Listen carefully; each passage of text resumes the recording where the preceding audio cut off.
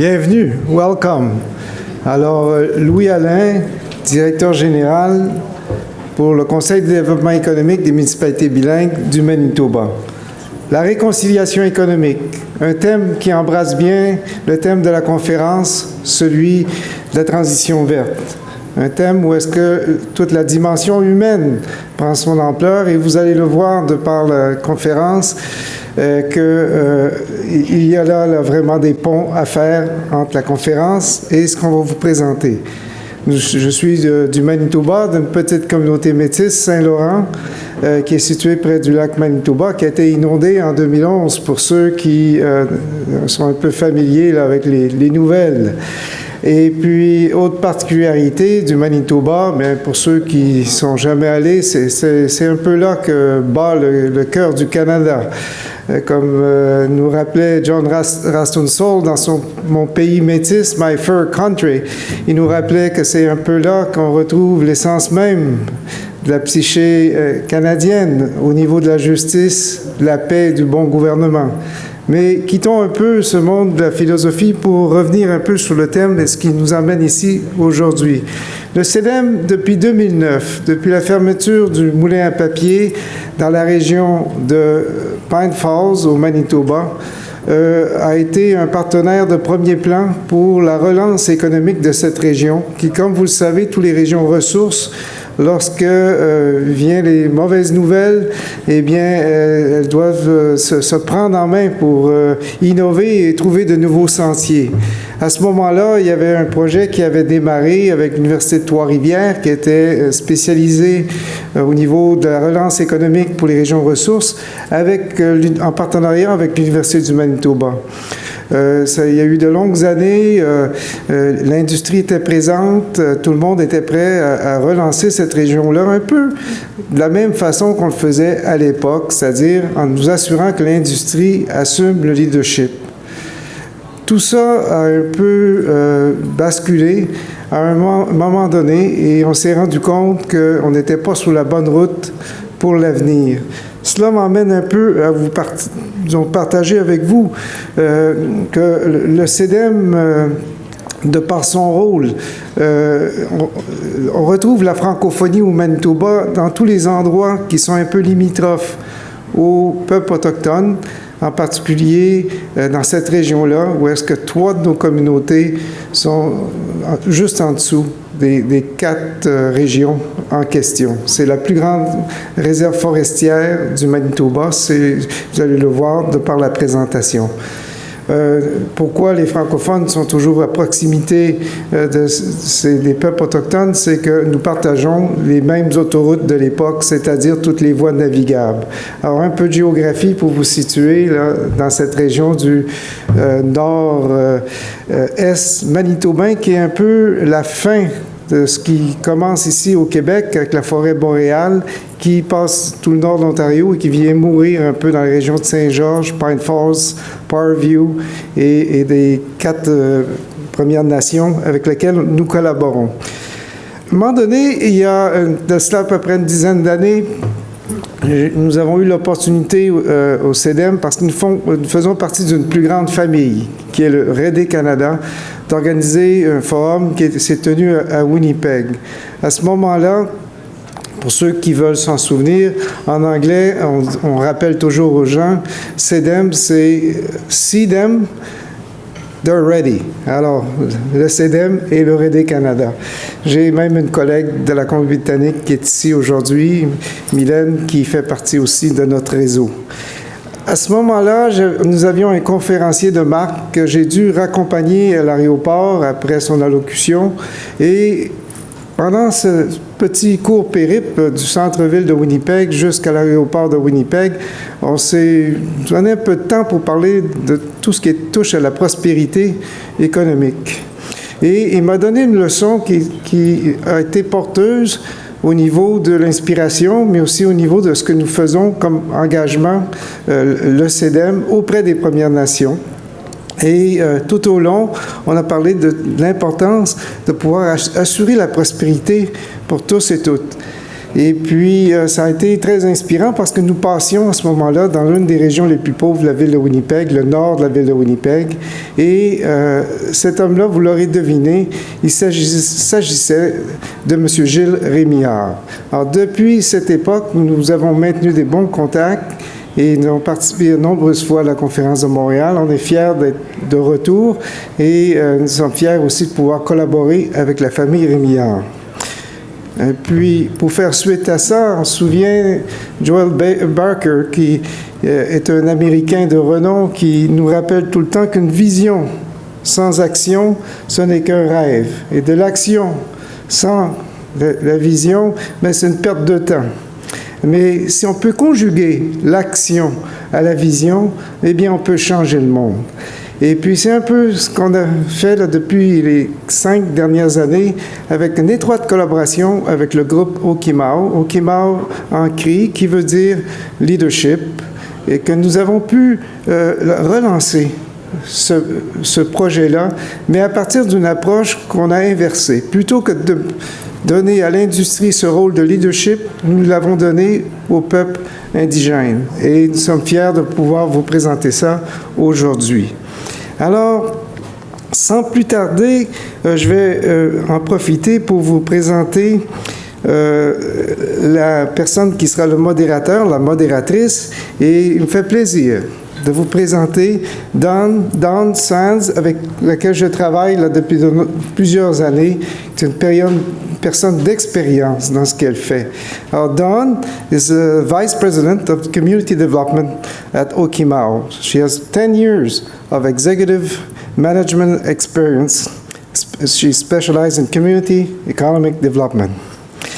And Dawn has an extensive experience leading nonprofit organizations that networks with government and all other stakeholders.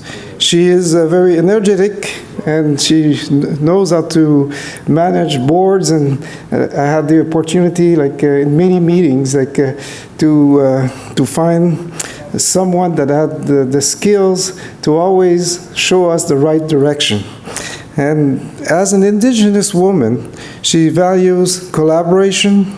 She's passionate about community building by fostering respectful relationships and by focusing mainly on grassroots approach for community-led development principles.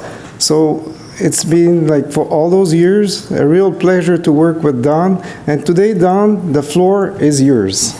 Allez, viens. Thank you, Louis, and thank you for that lovely introduction. It's a pleasure to be here today, and it's an honor to be able to share this project with all of you. As Louis said, this has been many years in the making, so we're really excited to share our development and our progress with you. Thank you for your interest in this innovative and historical project. I'd like to take a few minutes just to introduce our panel.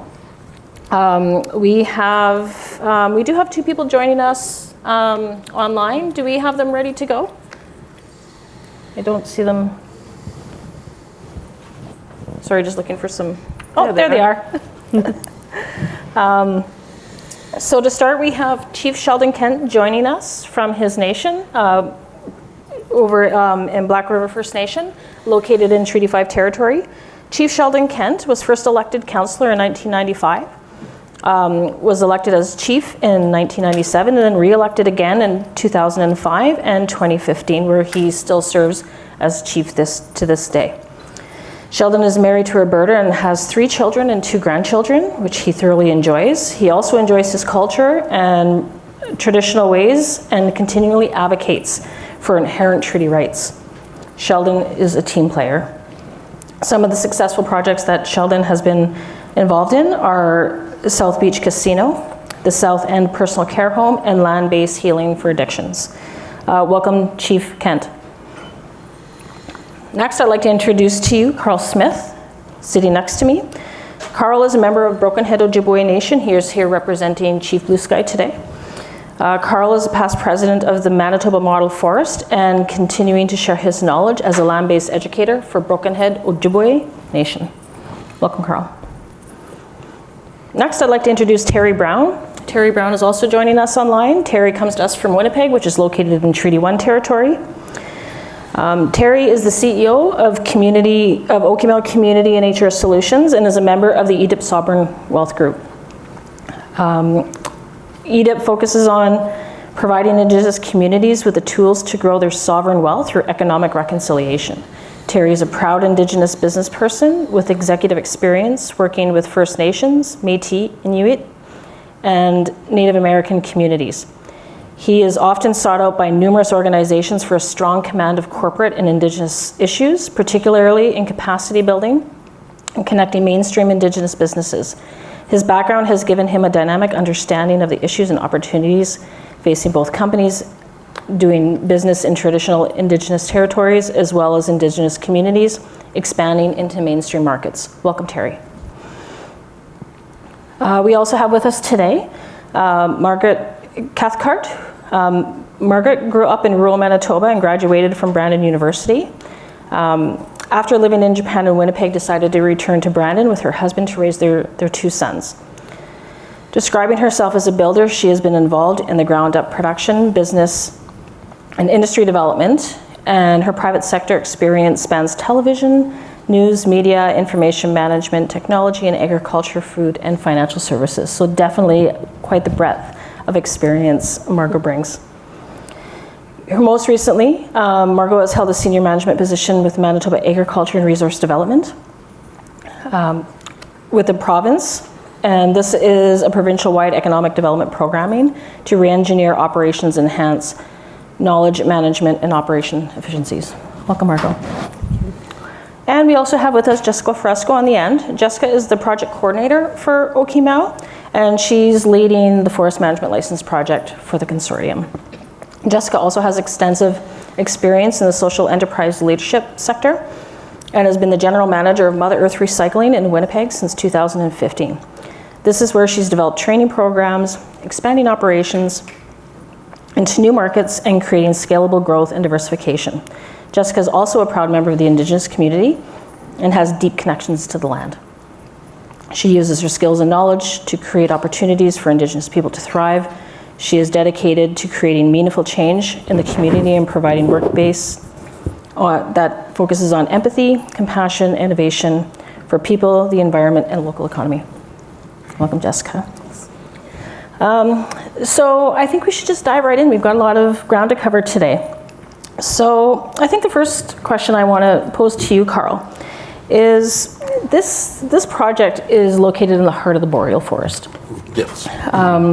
And it's one of the largest forest management license areas in Manitoba. So can you tell us a little bit about how do you mitigate some of the risks associated with that to ensure that the biodiversity of the region is protected and that it promotes the long-term sustainability? Well, I guess first thing is that it's very essential to all of us, biodiversity in the area. It's essential to the plants, the animals, trees, fungi, the water. And when you destroy something like that, it's very hard to replace or bring it back to what it used to be. And when you disturb areas, you're disturbing a lot of stuff. And the effects of that is evident when you look at climate change, global warming. So all this biodiversity, the more you destroy it, the more we're losing oxygen and other stuff that's essential to life on Earth. And to protect it, how do we do that? There's going to be industry coming in, a new plan for this area.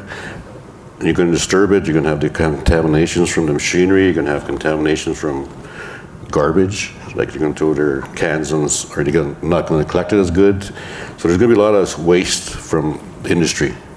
And how do you protect or keep that waste from hitting the ground? There has to be some kind of guidelines, protocols for taking care of used oil, used fuel, and all that stuff. And you got to respect the water itself, because water is essential to our First Nation, spiritually and physically. So we have to understand, how do we get around that? And with new technology and innovations today, we probably have a chance to have less damage impact on the area. But again, it's up to the people that are running the operation, how they want to look at the environment. Like environment assessment will help, but there's still leaks in environmental assessments. You still get around to a few things. So it is industry driven, so it's going to be hard to control and watch how we, I guess, develop the area and what contaminations and what roads we have to build in there and stuff like that. So there's going to be a big disturbance in the area. And the biodiversity of the area is 5,000 square miles, you were saying, and how's that going to sustain us after 20 years? So we have to look at long-term solutions and how do we protect it. So we're talking today about forestry, right? So one of the goals of the project is to harvest the land. But we know that the area is also well used for other harvesting, for medicines and other types of food. Can you tell us a little bit about like the full use and how nations are using the forest beyond just harvesting wood? Well, we talked about years ago about non-forest timber products.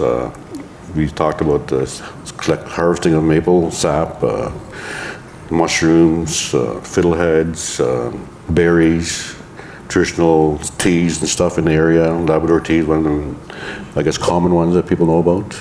And we use that quite a bit, and there's a lot of it in that area. So when you go into that area, it's all over, so you can't really not destroy it. It's like wherever you're going to have your site or your extractions from, you're going to trample it, you know, and leave a footprint behind. And what is that footprint going to be?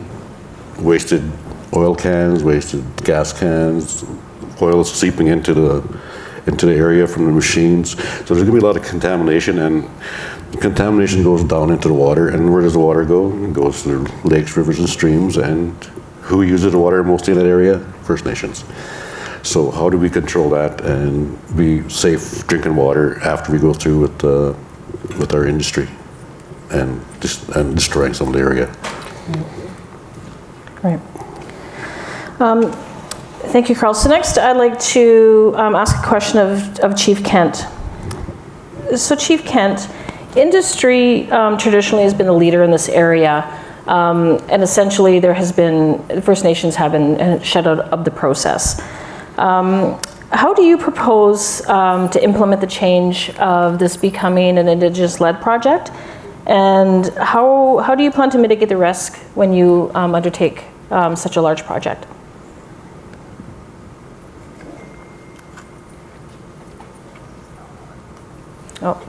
Just to everybody there, the audience, thanks for taking time to listen to us. Can you hear me okay, Don? Yeah, we can hear you, Chief. Okay, great. Okay, thanks for the question. Well, first, for the last 400 years, we've been watching our resources leave our traditional areas throughout Turtle Island without us being at the driver's seat. When I say us, I mean us, the Indigenous people. So this is going to be the first of its kind in my area where it's owned and operated by the Indigenous people, of the stakeholders of the actual site where the forest is going to be harvested. I want to thank Carl for his previous answers that he shared there.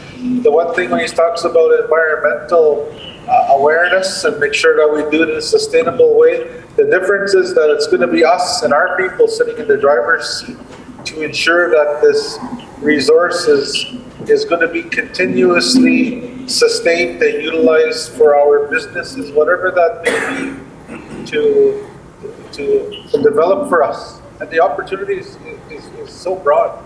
It can be anywhere from furniture production to timber production. Well, we obviously won't go back to paper because it's a digital age now. We don't need paper.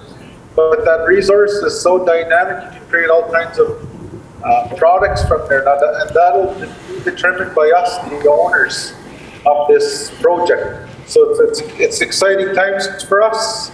I'm very optimistic that we're going to create something unique and special in the area. And with technology today, one of the main backgrounds for me going forward, coming from Black River First Nation, is that we want to ensure that we do it in a green, sustainable way, our project. That way, that resource is going to be there to sustain our people for generations to come. So what we've been taught by our elders and our knowledge teachers is that we have to make sure when we do something today, we have to ensure we're thinking 7 generations down the road. That way we just don't totally utilize that resource and leave the unborn future coming nothing, but instead we'll leave them a strong future. Big witch. Thank you, Chief Kent. Next, Terry, I think we'd like to hear from you. So with your extensive experience in business development, specializing in First Nations, can you give us a couple of examples of some of the projects that you've worked on that has laid the groundwork for this particular project to come to fruition? Well, absolutely, and hello everybody out in Montreal. It's lovely to see you again, Don. But originally, the inspiration for me to get involved in this project was Lac Seul over in Northern Ontario. This nation, along with the municipality, were in a dire situation when the lumber mill shut down with a unnamed lumber affiliate, so I'm not going to name them here. Then they were both in the same boat. They formed a friendship accord. Then, long story short, it's now known as the Lac Seul Forest, and it's approximately 300 kilometers east of where we are today. Nation-led, which means it puts additional criteria onto it.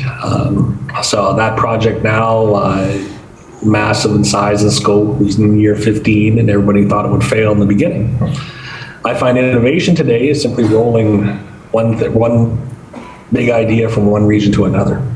This is rolling one big idea over one region to the other. Now, the current project that's even more, let's say, controversial or up in the air is, let's say we look at Capillon Barracks, which was recently renamed. That'll be $1 billion development in the heart of Winnipeg. First Nations' ultimate ability is to withhold the ability to give consent. So I see this kind of project being first of many. It's historical in Manitoba. And I'm hopeful it will change us from being the hewers of water and the cutters of wood, get more to an advanced economy in this province, as seen in other provinces there. When you look at, let's say, northern British Columbia, a little tiny First Nation, 600 people big, Blueberry River First Nation. Through a Supreme Court case, paused 140 development deals and recently got the largest settlement in Canada's history, just under $500 million all in. Examples like that I see coming to Manitoba because of First Nations' ability to withhold consent is their ultimate ability. So here, with them leading the project, driving the bus, if you will, as opposed to being at the back, I see great things, great change, and it's a unique partnership in that the Francophone governments have been wonderful to work with. Special commendation to Allain there, who's driven this project for 15 plus years, even back when it was the previous entity, as well as to Chief Kent, whose tireless activities have kept this moving forward. So I do see a number of opportunities with this project, and especially now, like a big thing to consider is not only do we have to go to the provincial standards in forestry, we also have to go with the nation standards of using 100% of the tree, which is more challenging than it sounds. Thank you, Terry. So Margot, you have an interesting role within Manitoba focusing on rural development, rural economic development. So can you tell us a little bit about your involvement with some of the other venture projects that you're working in and how you see your role as a non-Indigenous organization supporting the work of the nations? Well, first let me say it's a real honor to be here and to be part of the conversation around this project, because it really is one that's setting the trail and creating foundations for so many things going forward. Rural Manitoba Economic Development is a new agency, and so we're in a very unique position to be able to work with communities, with nations, and develop real partnerships founded in trust and respect to be able to move forward in lots and lots of different ways. And I think coming at economic development in rural Manitoba, Indigenous communities, Indigenous First Nations, whether it's people within nation or I work with a number of people who are independent entrepreneurs outside of the nation itself that are moving things forward in incredible ways, many of which are going to contribute to the net zero targets that we're talking about here today.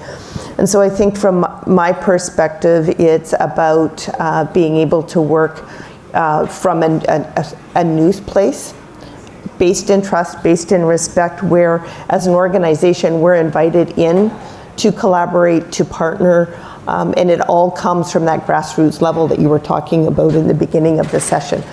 And so it's an exciting place to be able to look at all of the incredible opportunities and the creativity and the energy that's coming through these projects. Right. So can you talk a little bit about maybe some of the challenges in terms of forming the relationships, right? Like Canada has always has led and been the decision maker in a lot of these. So now we're talking about the shift, right? Moving away to First Nations exercising their sovereign rights, but still wanting to form effective relationships with Canada. So can you talk about maybe some of the challenges that that may pose? Well, it is challenging, especially as someone who is not an Indigenous woman, because I'm on a constant path of learning. And as much as I would like to sit here and say, I've learned it all, that will never ever happen. There's so much history and there's so many challenges there. So first and foremost, these relationships have to come with me being in a place of vulnerability and me being in a place where I can learn and I can ask questions and be open to hearing what those answers are. And again, that comes from listening to people at a grassroots level. I know I've had several conversations with Terry and others involved with the project. And every one of those, I need to go in with the idea that it's an opportunity for me to learn, be vulnerable, and to be able to establish those relationships of trust and respect. And I think that's unique because we are a new organization, that we can come in hopefully with a fresh perspective. Hopefully we can come in and be given the benefit of the doubt that that's where we're coming from as an organization, to be able to establish those relationships. But there's a lot of history, and that history is not all easy and pleasant. It's complicated, and that certainly colors the conversations, and everyone is different, every nation is different, every project is different. And so it's being cautious, being patient, so that you can learn and make sure that you're playing the appropriate role given the circumstances, and that role is always different. Okay. Thank you. Chief Kent, the next question goes to you. So we know that there's been a lot of work done in terms of researching what type of industry would be appropriate for the type of wood in the forest management license area. But that being said, we talked a little bit also about the opportunity for non-timber forest products, as Carl has indicated. Can you talk a little bit about the vision of the project and what type of industries you're looking to create with this? Oh, you still there, Chief? I am just at the screen froze there for a bit, but I am looking at biochar, biodiesel. We're also looking at potential sawmills, but the biochar opportunity is going to utilize all the waste product of that tree, from sawdust to the branches to the leaves, that will feed the biochar. From the biochar plant, we will then create some good products, environmentally friendly products. One of them is a liquid that's used for whatever we create. All the waste product will go into the biochar plant, and the biochar then makes our project green. There'll be no waste. It'll be 100% utilized. For me, that's exciting because for 86 years, we watched them in the Pine Falls area have a lot of waste, and that waste was not utilized under the previous industry that was there when they were making paper. So what we're looking at utilizing that whole tree. That's just one concept, but there's other opportunities that'll exist. But as we progress forward, we will learn the different opportunities from us working with physicists, biochemists, and the scientific world to see what's available for the waste products from the timber. But the biochar is definitely interesting, and it's up and running. We toured a facility in Horse Lake, a Treaty 8 territory in Alberta. Theirs is up and running, which is very exciting. It was nice to see that, and I think we can bring that to our area as well. So the opportunity for industry is there. We just have to make sure we work together and utilize this opportunity to make it become a fruition for our communities and benefit the communities. Make much. Thank you, Chief. So Jessica, you know, we've talked a little bit about, you know, some of the challenges that are going to be faced in terms of putting a project like this together. You know, all of the moving parts around it as well. And again, you bring a really unique perspective in terms of, you know, putting together some of these large-scale projects. So from your perspective, what would be some of those challenges that, you know, that we're going to have to overcome for this project to be a success? Yeah, so with a project of this size, community consultation is at the core of what we're doing, working with 4 large nations across a huge territory, making sure that we're talking to not just the leadership in each of those communities, but also the elders, the youth, the people who will potentially be the employees of these projects. We need to make sure that those people are having their voice at the table, and making sure that they're the ones that are leading this project is really core to what we're doing, and quite an undertaking. To be honest, it's quite a lot to do. The project also involves a lot of nation-to-nation relationship building. So these 4 communities are working with all 3 levels of government, of Canadian government. So ensuring that that is a mutually respectful and beneficial process that we go through, and that everyone has an equal seat at the table, but still making sure that this is led by the community and by the Indigenous people, and not being led through government. And then a huge part of the project is also the employment and training. So the project, well, yes, the goal is to create industry. It's also about creating economic stability within the 4 communities, and that happens through employment. So this is a new industry sector that we're bringing to the communities. So ensuring that we identify the substantial amount of training that will have to go into this, and then finding the correct partners to do that training with. And again, making sure that training is led through the communities. So what would be some of the strategies to get that accomplished? I think really that leadership within the community, having the leadership, the chiefs, the tactical advisory committee that we have set up, really making sure that they're the ones leading this, they're reviewing everything, and making sure that this is done through a lens of economic reconciliation within the community is key. Right. So Terry, I have a question back to you. This really is a historical project, and it's quite an innovative that we have 4 nations that have come together to form this consortium and to get this work done. Can you tell us a little bit about the consortium and how it came to be, and how the framework of that is going to work? Absolutely. Thanks for the question, Don. The consortium originally came together after the shutdown of Tembec, right around the year 2008, right in there. I became involved in the project shortly thereafter. What had happened was the industry failed. About $1 million in failed consultation was spent without actually getting to a deal. Then upon this new government taking over, a conservative government in Manitoba, was presented to them saying you have the option to give the option to anyone you want under the Forestry Act. So an MOU was presented stating the 4 nations that have traditional territory claim to this territory want the option. The government went for it. They said, okay, it makes sense. Let's go down the path for a 2-year option. And since then, it's been extended for another 2 years. We're expecting to go and present a harvesting plan to the province approval to take over the territory and move forward that way. The thing that really caught everyone's attention in this one is it was, instead of being industry-led, as you see many projects in Manitoba, virtually all of them, it's First Nation-led.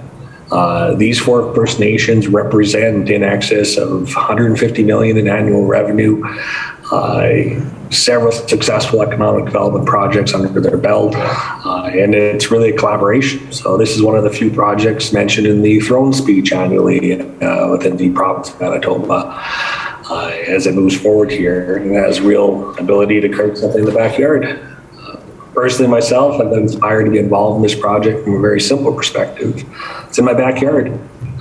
You look at the economic destruction that happened, getting rid of 500 plus jobs, plus an additional 300 to 400 indirect ones, and thought, how do we instead of being cutters of wood, use the wood in a better way, especially with some of the technology there. Another striking thing in this project that I've seen is quite excited by the European deal, the trade agreement there. That one in particular allows that technology to be imported over to Canada there. Because right now, if you look at, let's say, Sweden, Sweden utilizes Canadian wood pellets, i.e. Sawdust compressed, to generate over 40% of their overall annual heating. And with the technology, they can sequester carbon. And with us, we actually have to go and pay for carbon. So it's how do we interact in some of those items there as well. So I think the sky's the limit on this project. Like I said, it's unique in this region. I predict many more coming down the path.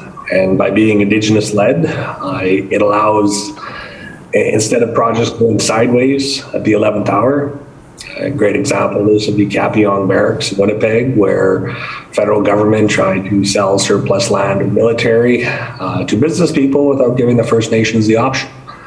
That led to about a 16-year delay that even factored into the federal campaign of the election. Right at the 11th hour, they said, we're not going to appeal again, and I think that was during Harper's last push. So examples like that about holding back that card, you don't get that with Indigenous-led projects. Indigenous-led actually has a higher standard, 90+% of the time, focuses on employment. And I'd say with this particular group, it did take a while to get everyone on the same page. But with the governing board of chiefs, all four of them consider each nation to be equal partners. All four of them consider each opportunity to be equal in terms of ownership. And that's one of the hardest things to get done, is in terms of nations with variable populations as well as economic power, to get that agreement and alignment in the project. That's completed. Now the nations are in the driver's seat and can choose who they want to work with or what industry they want to work with. So I give the message to the audience. You have an opportunity. Please see Dawn or Jessica or, of course, Louie and Margot. Does that answer your question, Dawn? Yes, it does. Thank you, Terry. Chief Kent, we'd like to hear from you again. And from your perspective, how would you measure success for this project? What does that look like for you and the other chiefs? Thanks for the question, Dawn.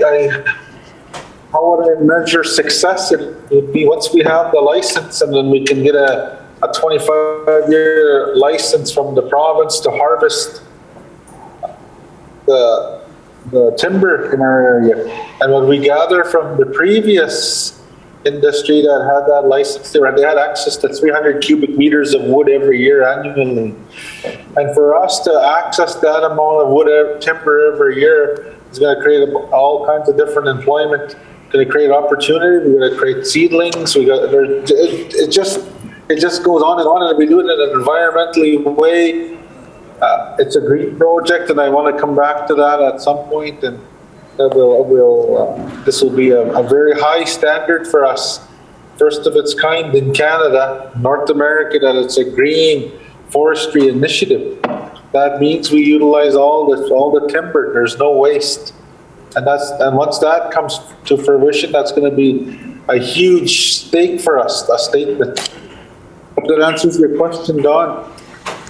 Yes, thank you.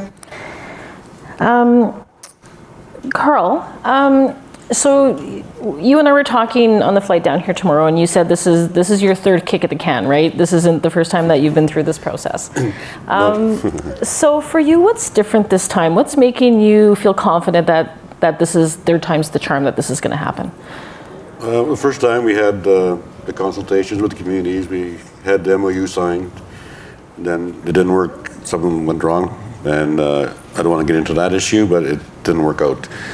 So we did a second go around on negotiations on this project. We just had the meetings, never went to MOU state, and that was the last I've seen or heard of it till last year, so they've been talking about it again. And this time I see a different approach. I see that leaders are more in tune with each other. They see the viability for the communities to move ahead and have employment. in our areas and build our communities. So I see a better take at it this time, and hopefully that we succeed in this take. Thank you. So I'm noting we have about 15 minutes left in this session. So one of the things I always like to do, we always try to craft some questions that would be of interest to everybody in their learning opportunities. But we've got such an incredible area of expertise here at the table. I'd like to use the last 15 minutes just to throw it out to the panelists. And Chief Kent, I'll start with you. Is there anything that you really wanted to share about this project today that you haven't had an opportunity to talk about yet?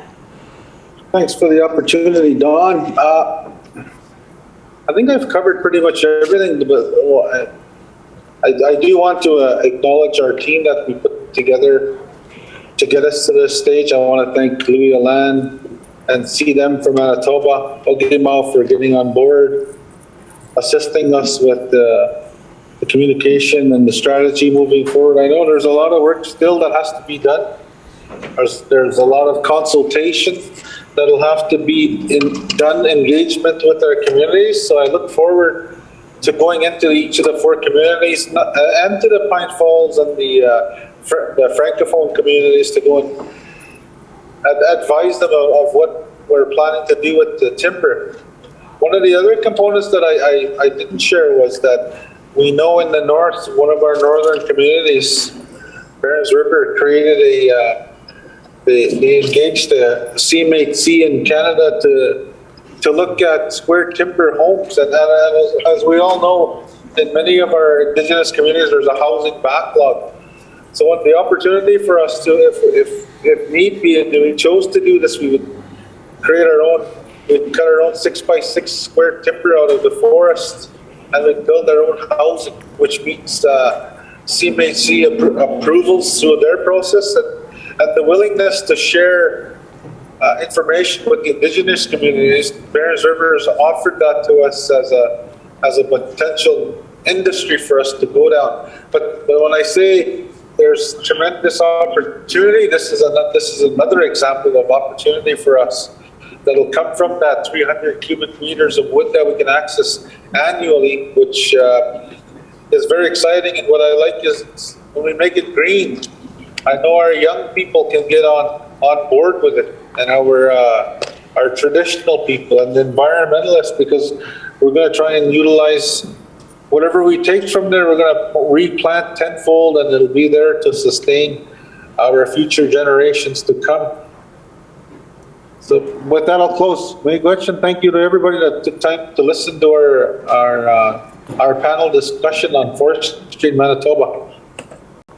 Thank you, Chief Kent. Jessica, same question to you. Is there anything that you really wanted to talk about today that you haven't had a chance to get out? My background is in training and employment, so that's what gets me really excited about this project. And it's not just that we're going to create these really great jobs within forestry, it's that ripple effect that it has within the communities afterwards. So if all of a sudden a massive amount of the population in these communities are going out into workforce every day, we're going to need more childcare in the community, so that creates more jobs. If people are traveling between communities, they might need lodging, so we're going to hopefully open up some more lodges, hotels, restaurants. It has a ripple effect through the community and just makes a huge impact to benefit everybody. And then creating those green jobs for the youth as well. A lot of youth in communities leave to go into urban centers to try to find employment, which brings its own host of complicated problems. But being able to keep those youth in the community doing a sustainable job that they can be really proud of and that has a long-term future is really, really exciting. That's excellent. Thank you, Jessica. Yeah. Margot? I think there's so many key words that have been used through the conversation today: grassroots, trust, leadership, collaboration, alignment. And I think it's such a great example of all of those things. And because of that, not only is it creating great jobs for youth, it's also creating great mentorship opportunities. And I think we need to really think not just about how this project is going to unfold, but how we can use this project in forums like this, whether it's national, international, or even within the boundaries of Manitoba, to be able to leverage the learnings from it and be able to take that forward to other kinds of projects as well, because it is truly setting the tone for so many different kinds of things that others can learn from. And those lessons learned are so critical to being able to take this and use it, not just as a springboard for this particular set of nations, but for others as well. Wonderful, thank you. Carl? I've been, I think about most less about the plants and environment. That's why I've been focused on that for years. And with sustaining our communities, and this is an opportunity for us to build our communities better, more employment in the communities, and gives the younger people, I guess, a sense of pride of working in their communities and supporting their communities and being proud of the area. And I guess we have to look at protection and how do you do that, and like it's a process. So we have a few years to actually come up with a plan to actually protect the environment from contamination, or some contamination. So it's going to be a challenge. Wonderful, thank you. And Terry, last words to you. Thanks, Don.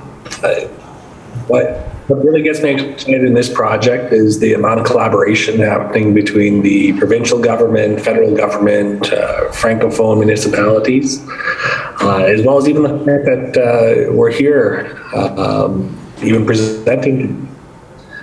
That's the direct collaboration, many governments working together and seeing what the larger long-term opportunity is.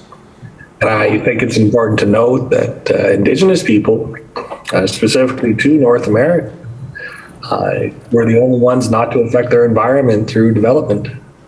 So I do see this as a historical undertaking, because I never knew until getting involved in this project how you could have a forestry project and have all this environmental damage created by doing it. Now I see different ways to be able to do it, and even ensuring hopefully over 100% use in the tree with some of the unique models. But it gets me really excited, and it's in my backyard, so it's a passion to me. And my goal is, of course, to create these 500, 800, 2,000 jobs within the next 20 years. Right here in our backyard in little old Manitoba. Miigwech. Miigwech. Wonderful. Well, thank you to our panel participants for a very insightful and thoughtful conversation. We appreciate your time and your energy, and thank you to all for taking such an interest in this historical and groundbreaking project. We're very happy to share our knowledge with you today. Miigwech.